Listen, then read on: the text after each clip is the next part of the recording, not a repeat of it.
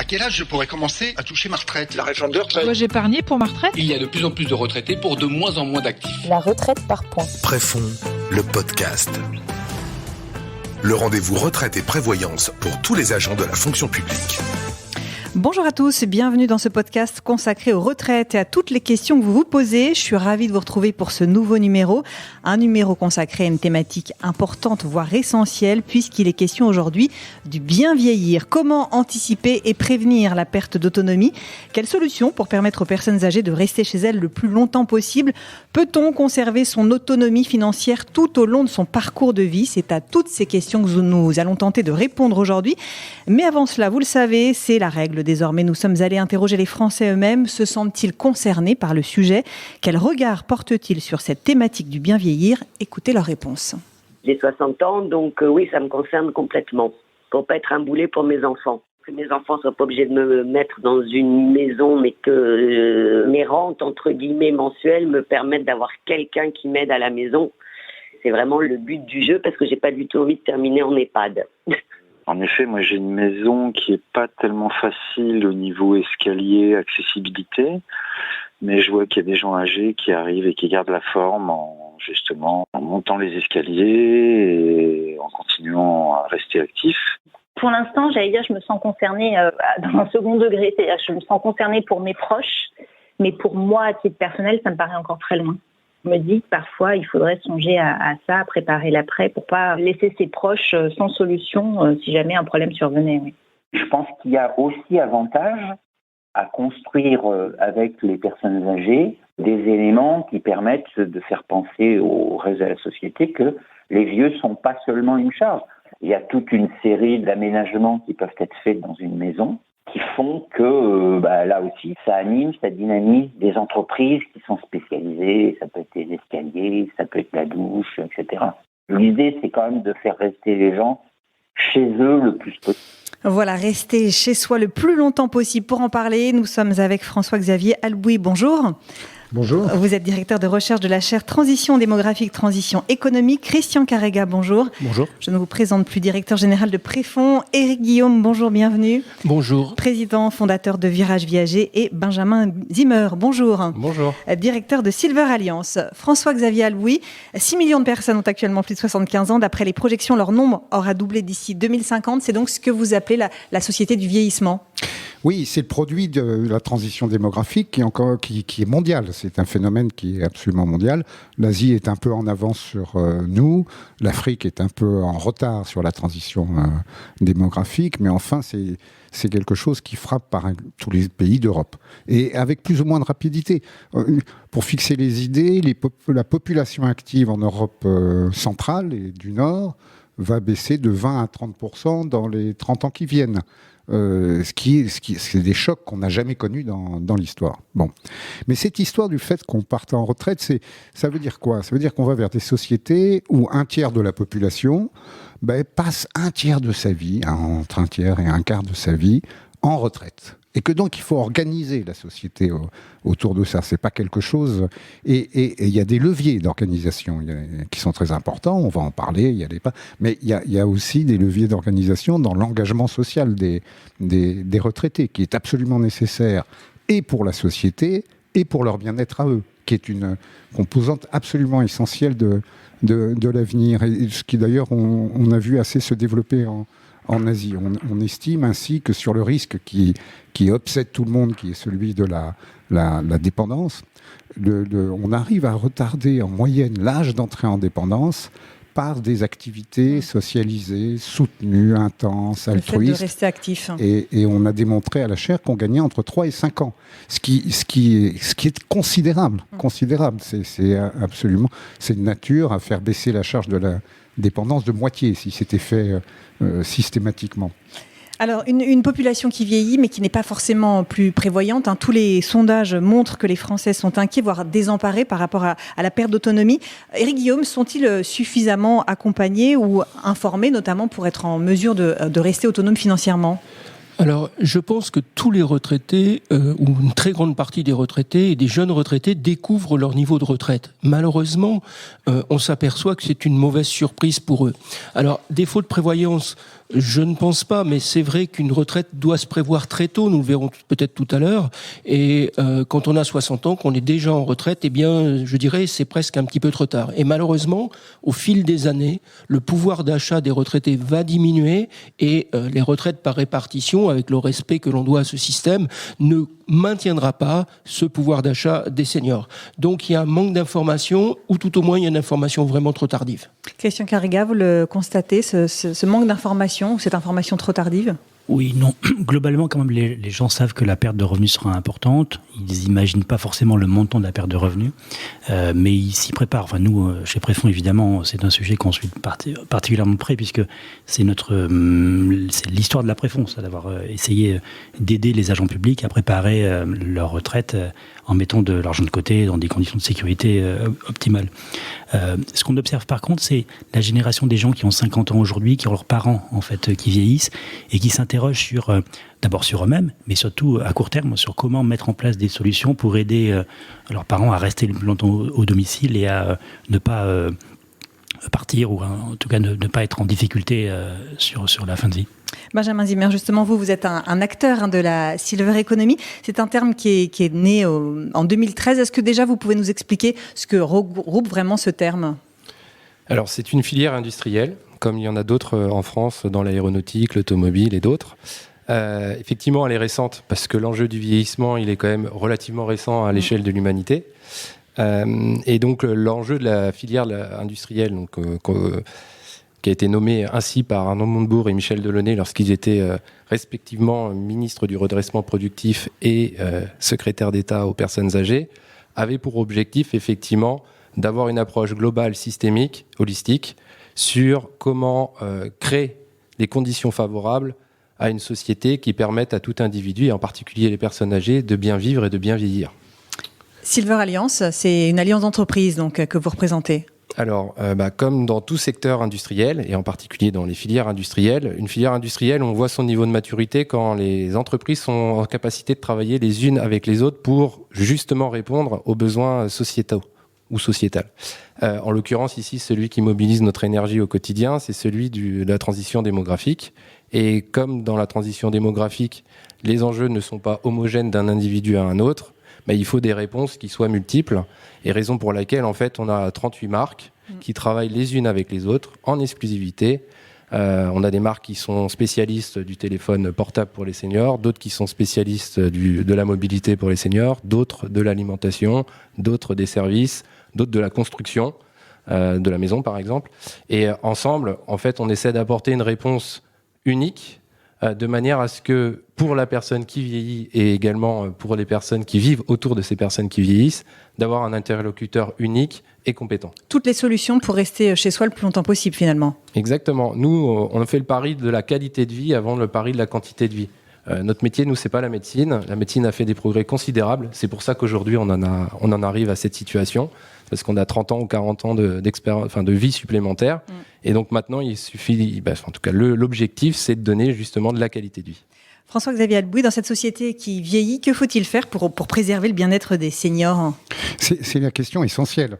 Parce que si on arrive à retarder l'âge d'entrée en dépendance, c'est parce qu'on améliore le bien-être. C'est donc les scores de bien-être ressentis qui sont décisifs pour la continuité de la progression dans l'âge, on peut dire. Je crois qu'en premier, on peut dire qu'il faut supprimer le concept de la retraite à la papa.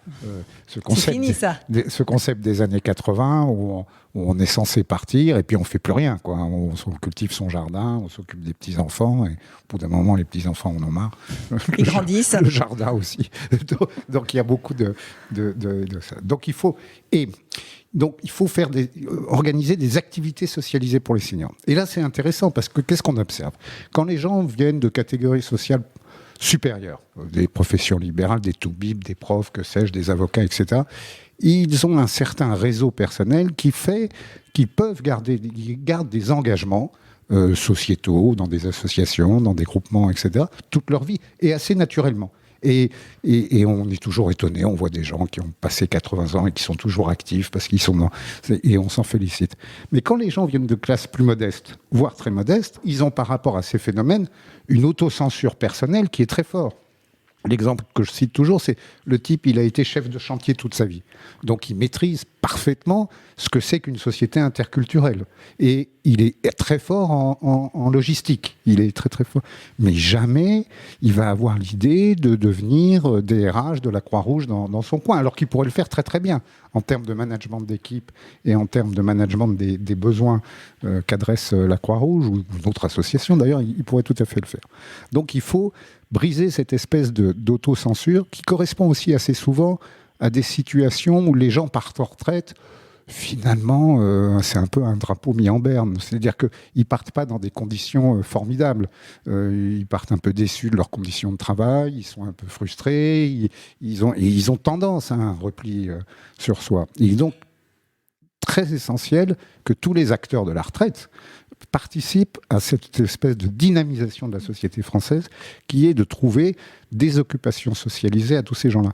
Occupations qui peuvent être de l'engagement bénévole, qui peuvent être dans certains cas du cumul emploi-retraite, pourquoi pas, qui peuvent être aussi d'être investisseurs actifs, c'est-à-dire pas simplement assis sur son assurance vie qui est investie en produits de dette, mais de faire du private equity à l'échelle très locale, de dire tiens, moi je vais investir dans la pharmacie ou je sais pas, enfin dans des services de proximité qui me concernent directement et qui rapporteront ce qu'ils rapporteront, mais qui seront bons en termes de bien-être. Et puis ça me laisse un peu dynamique, un peu actif et un peu dynamique. Et c'est ce changement-là qu'il faut faire. C'est-à-dire, on peut s'affoler, quand on regarde les chiffres, il y a de quoi paniquer. On va jamais y arriver.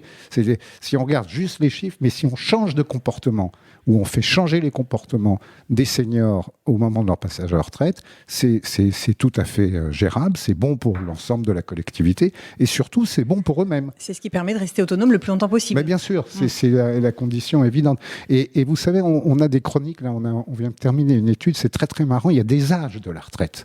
Il y a la maternelle de la retraite, c'est les 3 premières années. Alors les 3 premières années, les gens sont déboussolés. Ça correspond à des projets... Changement de repères. Des changements de repères, à la fois des divorces, des changements de logement, etc. Les gens sont complètement déboussolés. Ils mettent 3 ans à se stabiliser. Il faut utiliser ces 3 ans pour faire des formations courtes à l'université pour les seniors, pour les inciter à développer du travail associatif ou révéler des désirs qu'ils ont auto-censurés, enfin les suivre et les coacher en quelque sorte. Alors se pose aussi la question du maintien du pouvoir d'achat. Éric Guillaume, c'est de ce constat qu'est né Virage Viager ? Alors oui, vivre plus longtemps, il faut vivre le mieux possible et avoir les moyens financiers de vivre le mieux possible. Alors nous sommes effectivement penchés sur cette problématique. J'ai personnellement passé plus d'une 30aine d'années dans les caisses de retraite par répartition et je suis parti d'un triple constat pour créer Virage Viager. Premier constat, la retraite par répartition ne suivra mathématiquement pas le pouvoir d'achat des seniors. Donc compensons et comment compenser le pouvoir d'achat. Deuxième élément, 94% des retraités veulent rester vivre à domicile. Il est hors de question de faire de l'EHPAD bashing, c'est pas la question. Il y a de tout. Il y a dans le parcours de vie, il y a un moment chez soi, il y a un moment éventuellement en résidence-service, il y a un moment en EHPAD. On fait non seulement ce que l'on peut ou ce que l'on veut, et c'est la santé y est pour quelque chose. Donc 94% des retraités souhaitent rester vivre chez eux. Troisième et dernier chiffre, 72% des retraités sont propriétaires, versus par exemple 58% seulement en Allemagne. Donc on avait une situation particulière en France qui a amené Virage Viager à partir du constat, il faut monétiser le patrimoine immobilier. Solvabiliser les seniors en monétisant le patrimoine nous est apparu une solution essentielle. Alors qui concerne effectivement peut-être que 72% de la population des retraités, mais 72%, ce qui est quand même un chiffre très important. Alors, il existait en France le fameux viager, sous sa forme traditionnelle. On ne va pas rappeler ni Jeanne Calment, ni tout ce que l'on connaît, ni le film, mais ce bon viager traditionnel, historique de gré à gré, selon mon expression, il est un petit peu has-been. Pourquoi ? Parce qu'il y a de moins en moins d'acheteurs, il y a un risque de surlongévité, et puis il y avait plein de dysfonctionnements dans ce sujet. Donc si nous avons créé Virage Viager, et l'anagramme du virage n'est pas un hasard, c'est parce qu'on a tiré les ficelles du dysfonctionnement du viager en s'appuyant sur 2 éléments. Le premier, remplacer les acheteurs individuels par des acheteurs institutionnels. Effectivement, pour donner de la sécurité et pour enlever la question individuelle qui est souvent très particulière. On a beau dire que dans le viager, il y en a toujours un qui pensait à bien aider l'autre, etc. Force est de constater qu'il y en a un qui attendait que l'autre décède pour payer moins longtemps la rente. Donc, En changeant totalement le modèle, eh bien, nous avons fait 2 choses. 1, on a remplacé donc les acheteurs particuliers par des institutionnels. 2, on a enlevé la rente, qui structurellement est morbide, et on a créé une sorte de monétisation du patrimoine à partir effectivement de l'acquisition par des institutionnels d'une forme de nue propriété des biens. Ce qui reste viager, c'est que le senior reste chez lui à vie, ce qu'il attendait, l'usage devient viager, la propriété est transférée. Donc cet élément a totalement modifié, ce qui fait qu'avec un capital important, les retraités sont maintenant dans une situation où ils ont les moyens d'améliorer leur protection sociale, d'aider les enfants, petits-enfants éventuellement, de financer des services à la personne, et Benjamin Zimmer en parlait tout à l'heure, financer éventuellement des auxiliaires de vie.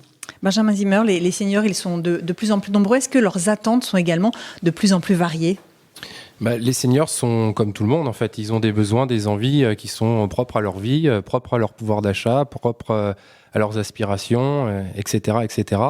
Donc, moi, ça me dérange très souvent qu'on parle des seniors, parce que seniors, on est senior de quelqu'un très tôt dans la vie, et on est junior de quelqu'un aussi très tôt dans la vie. Donc, en fait, la définition du mot senior, je l'attends toujours. Moi, ce qui m'interpelle et sur quoi je travaille, c'est vraiment le changement de paradigme entre une vie active et une vie à la retraite. Donc, pour moi, vraiment le point qui fait la bascule, c'est le moment de départ à la retraite. Et comme on l'a dit tout à l'heure, des changements en termes de pouvoir d'achat. Même si sur le pouvoir d'achat, on pourrait en parler pendant très longtemps, parce que il n'y a pas très longtemps, on a fait une étude sur ce sujet-là avec CSA Institute, qui appartient à Publicis, pour justement étudier le pouvoir d'achat et savoir comment les retraités optimisaient leur pouvoir d'achat. Et je vais vous donner un exemple, parce qu'on est aussi dans l'ère du numérique aujourd'hui, mais ils utilisent très très très rarement en fait les plateformes où ils pourraient mettre en location leurs biens, et par bien ça peut être la voiture, la perceuse, tout ce que vous voulez, pour générer un revenu. Donc il y a des marges de progrès assez considérables, et je pense que avec ce qui est en train de se passer avec l'économie collaborative réalisée grâce au digital, je pense que là il y a des sources de revenus supplémentaires pour eux. Christian Carrega. Oui, alors on n'a pas encore fait le tour de toutes les initiatives et de tout ce qu'on pourrait proposer aux attentes des seniors. Il y a à la fois des sujets autour de la finance, donc avec des produits comme de l'assurance dépendance, mais également des produits autour de l'assurance vie pour mettre de l'argent de côté, préparer sa retraite, et même quand je suis à la retraite, de continuer à mettre un peu d'argent de côté pour plus tard ou pour aider mes petits-enfants. Voilà, moi je suis très intéressé à regarder toutes les initiatives qui existent et pour voir en fait quels sont les produits, services, solutions qu'on pourrait mettre en avant pour nos affiliés. Elles sont déjà nombreuses, mais il y a encore pas mal de marge de manœuvre pour améliorer la réponse aux besoins qu'on vient de voir. Je vous propose de découvrir une start-up de la Silver Economy. Elle s'appelle Ernesti. Elle démocratise les gardes de nuit à domicile. Cette plateforme met en relation des personnes fragiles avec des étudiants en médecine. Quentin Zakoyan, le cofondateur d'Ernesti, nous en dit plus. Le concept d'Ernesti, en fait, il est très simple. L'idée, c'est de mettre en relation des aidants familiaux qui s'occupent d'un parent ou d'un proche en perte d'autonomie et qui a besoin d'une présence la nuit, avec des étudiants en santé. Et ensuite, ça va donc être des étudiants en médecine, en soins infirmiers, en kinésithérapie, en pharmacie. Bref, tous ces étudiants qui sont dans le milieu médical ou paramédical. Et ces étudiants, en fait, sont disponibles pour venir toute la nuit au domicile de l'accompagné. Ils arrivent à 20h, ils repartent le lendemain matin à 8h. Et en fait, ils assurent le plus important, une présence humaine rassurante, bienveillante et sécurisante.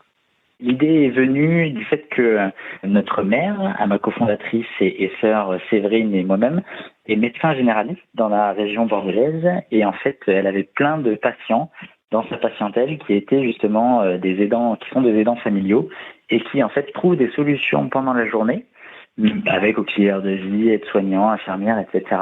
Mais passé 20h, en fait, il s'en sort pas. Et c'est souvent contraint et forcé qu'il faut partir en maison de retraite dès qu'il y a des problèmes de déambulation, d'angoisse la nuit, de risque de chute. Et donc en fait, un jour, tout simplement, ma mère a donc proposé à une de ses patientes de faire appel à Séverine pour que Séverine vienne accompagner sa mère. Au début, c'était plus sur la soirée parce que l'aidante familiale devait aller faire des soins. Et en fait, les contacts étaient tellement bien passés entre Séverine et cette dame âgée que Séverine s'est mise à revenir de manière régulière. Et en fait, ça a très rapidement migré sur la nuit parce que c'était là qu'il y avait le vrai besoin. Et ça a permis d'apporter à l'aidante beaucoup de sérénité, beaucoup d'apaisement, parce qu'en fait, sinon, elle s'occupait de sa mère 7 jours sur 7 et toutes les nuits, quoi. Et donc, ça a un énorme impact sur la vie et la vie sociale, surtout des aidants familiaux. Donc, l'idée, c'est qu'en fait, progressivement, Séverine, de fil en aiguille, s'est mise à accompagner plusieurs familles sur plusieurs années. Et on s'est dit, c'est comme vraiment bien parce que tous les partis sont gagnants. Est-ce qu'on peut pas essayer de reproduire ça à une échelle un peu plus globale? Et c'est de là qu'est venu Ernesti. Benjamin Zimmer, multiplier les innovations à destination des personnes âgées, c'est essentiel. La crise sanitaire a encore renforcé ce besoin d'innovation. Ah, tout à fait. Et puis l'innovation, elle est vraiment multiple. Elle peut être de services, elle peut être organisationnelle, elle peut être de produits. Je peux vous donner 2 exemples concrets. Ernesti, je les connais très bien parce qu'ils font partie des entreprises qui sont dans Silver Alliance. Et leur proposition de valeur est extrêmement séduisante parce que dans les services à la personne, aujourd'hui, vous travaillez de 8h à 20h, mais pas de 20h à 8h. Donc ce service-là à domicile, il est juste révolutionnaire en termes de prise en charge au domicile des personnes qui sont parfois en début de maladie d'Alzheimer ou d'autres types de maladies, et de manière générale en absence de liens sociaux. Et puis des entreprises comme Seb, qui peuvent paraître comme ça peut faire sourire, mais Seb vient de sortir une ligne de produits qui s'appelle Includéo, qui est disponible dans tous les centres commerciaux où les produits Seb sont d'habitude distribués. Et ces produits-là ont été pensés pour celui qui a la plus grande difficulté à faire sa tartine de pain le matin, son toast, prendre son café, voire faire son thé. Donc ils ont imaginé des produits électroménagers pensés pour ceux qui ont le plus de difficultés, et ceux qui ont le plus de difficultés, c'est ceux qui ont des problèmes d'arthrose, de vue, etc. Et en règle générale, ce sont des personnes très âgées. Et ça, je trouve que ça montre un changement de paradigme en termes économiques et la manière dont aujourd'hui les entreprises prennent en compte ces clients, parce que c'est avant tout des clients. Donc l'innovation, on n'a pas fini d'en entendre parler dans ce secteur d'activité. Éric Guillaume, vous souhaitiez réagir là-dessus? Alors oui, effectivement, merci, parce que clairement, si on regarde les chiffres aujourd'hui, quelques chiffres, 16 millions de Français sont retraités. Tout au long du parcours de vie des retraités, ils ont des besoins qui sont très différents. Et des besoins, que ce soit économiques, Ernesti montrait des besoins de nuit, de sécurisation des personnes la nuit. Et quand on regarde les chiffres, c'est un vrai mur que nous avons, c'est un vrai mur, et François-Xavier Albouy en parlerait mieux que moi, mais c'est un vrai mur du vieillissement dans lequel nous sommes. 4,3 millions, de retraités ont entre 75 et 85 ans. C'est la sortie de la guerre que nous avons connue, du fameux papy-boom. Ça veut dire que ces gens-là, et je relis souvent en tant que statistique, ça fait quand même 80 ans qu'on sait que les gens qui ont 80 ans sont nés. Donc statistiquement, c'est assez facile de le préparer. Eh bien, ces 4,3 millions de personnes qui ont 75 à 85 ans vont devenir 6 millions d'ici 2030. C'est un marché aussi bien pour les entrepreneurs, mais c'est une problématique sociétale énorme que nous voulons résoudre. Virage Viager s'est inscrit donc dans cette démarche pour le grand vieillissement, à 2 titres. Je l'ai dit tout à l'heure, effectivement, apporter des solutions en monétisant le patrimoine pour qu'ils puissent financer tous leurs besoins. Et puis du côté des investisseurs institutionnels que nous sommes allés solliciter, eh bien, ces investisseurs institutionnels, ils remplissent un rôle essentiel de financement global en termes macroéconomiques. Ça veut dire que pour eux, c'est aussi une démarche ISR, environnement ESG, et d'environnement social et de gouvernance. Et on trouve aujourd'hui beaucoup d'institutionnels qui souhaitent investir dans le lien social, dans le phénomène sociétal, et ça, c'est important. François-Xavier Albouy, justement, sur ces questions, cette société du vieillissement harmonieuse dont vous parlez. Oui, parmi les leviers qu'évoquait Eric, il y a celui de la responsabilité sociale des entreprises. Et aujourd'hui, les entreprises les plus grandes ont pris conscience qu'il fallait aider leurs collaborateurs à préparer cette période un peu difficile. Il y avait, je le disais tout à l'heure, l'idée de faire des formations à l'université. Pourquoi l'université ? Parce qu'il y a un outil qui est fabuleux à l'université, qui est la valorisation des acquis de l'expérience. Quelle qu'ait été l'expérience, il y a moyen de la valoriser, de trouver des compétences, des talents et de les réemployer. Et ça, c'est plutôt sympathique. Maintenant, il faut faire gaffe à deux choses, je pense. La première, c'est qu'il y a beaucoup d'inégalités. Il y a beaucoup plus d'inégalités des pensions, de distribution des pensions que des revenus. Et donc, on a beaucoup de retraités qui ont des retraites très modestes, voire pauvres, et qui sont en grande difficulté. Ces difficultés ne sont pas simplement monétaires, elles s'accompagnent généralement de l'isolement, de la solitude, et puis d'un sentiment d'inutilité qui est fortement dépressif, enfin qui est très dévalorisant et ainsi de suite. Et donc ça, c'est des choses. Il y a une autre chose qui est un peu plus masquée, moins évidente immédiatement, c'est qu'une société qui vieillit et qui n'a pas de croissance, en fait, elle tend à exclure les jeunes. Et ça, on l'a vu très nettement au Japon dans les années 90, et les Japonais ont pris des tas de mesures. Elle tend à exclure les jeunes, lesquels jeunes ne peuvent pas rentrer dans la vie active parce qu'ils sont au chômage, ils ne peuvent pas acheter d'appartement, enfin de se loger, se marier, faire des enfants, etc. Ce qui précipite un peu le phénomène. Si on n'y fait pas gaffe, c'est quelque chose qui est très très important. Donc la solidarité entre générations est essentielle. C'est même peut-être le ciment de la société, d'une société du vieillissement. Et en ce sens-là, il faut multiplier les initiatives, soit financières, de transmission des patrimoines plus rapides, soit éducatives, soit du tutorat vis-à-vis des jeunes. Vous savez, on a quand même 2 millions de NEETs en France, c'est-à-dire de gamins qui sont sans études, sans emploi, sans formation, sans stage, sans rien, etc. Et bon, voilà, donc ces 2 millions, si ces 2 millions de jeunes étaient employés à plein temps, les retraites seraient équilibrées au-delà du raisonnable. On serait très content, il n'y aurait pas de problème. Et puis, je crois encore une fois qu'il faut distinguer les générations de seniors. Les gens qui ont entre 55 et 65 ans, c'est-à-dire le tournant de la retraite, sont des gens dont on a dit tout à l'heure les difficultés. Ils ont aussi une angoisse parce qu'ils projettent leur retraite en comparaison avec ceux de leurs parents. Et ils voient que ils n'auront pas 70% de leur... mais c'est à peine 50%. Enfin, et des choses qu'ils n'ont pas nécessairement anticipées, malgré le travail d'éducation sur le sujet. Et voilà. Et puis, alors, il y a aussi, à l'autre bout du spectre, des retraités plutôt dans les 70 ans, 75 ans, qui ont l'essentiel des patrimoines en France et qui détiennent l'essentiel des patrimoines. Donc là, il faut vraiment des dispositifs de liquéfaction des patrimoines, de permettre de transmettre aux jeunes générations ces patrimoines, ou à tout le moins de les investir dans de la création de richesses, dans la création de valeur. Christian Carrega, je vais vous laisser conclure. Le bien vieillir, ça se prépare maintenant ? Oui, parce qu'en fait, on va y passer comme 30 ans. Et donc, il y a 2 messages importants, me semble-t-il. Le premier, c'est que ça se prépare. Et que dès 20 € par mois, on peut commencer à préparer un complément de revenu pour sa retraite. Deuxième élément important pour moi, c'est toute cette profusion d'initiatives. La retraite, c'est une période globalement heureuse. Faut pas réduire à la dépendance. Ça arrive, mais c'est pas comme la majorité. Toutes ces initiatives qui mélangent en fait de l'intergénérationnel, c'est pour moi la clé du sujet, la clé du succès. Et c'est dans cette perspective-là d'engagement pour proposer des solutions, des réponses que Préfond est mobilisé. Un mot très court, très rapide, Benjamin, sur cette question du bien vieillir qui se prépare maintenant. Je vous l'avais dit quand qu'on avait échangé. Je trouvais que la formule était très à propos. Moi, j'aime bien les mots pour comprendre les mots, MAUX. Et dans vieillir, il y a lire la vie. Donc, notre travail au quotidien quand on est entrepreneur, c'est d'essayer de décrypter la vie des seniors. Donc, lire la vie pour leur apporter tout simplement de la qualité de vie. Merci beaucoup, merci à tous d'avoir participé à cette émission, de nous avoir éclairé sur cette question du bien vieillir. François-Xavier Albouy, merci. Je rappelle que vous êtes le directeur de recherche de la chaire Transition démographique, transition économique. Christian Carrega, directeur général de Préfond. Éric Guillaume, président fondateur de Virage Viager. Benjamin Zimmer, directeur de Silver Alliance. Merci à tous. On se retrouve très prochainement pour un nouveau numéro. Comme d'habitude, je laisse le mot de la fin à Philippe Sebag, le président de Préfond.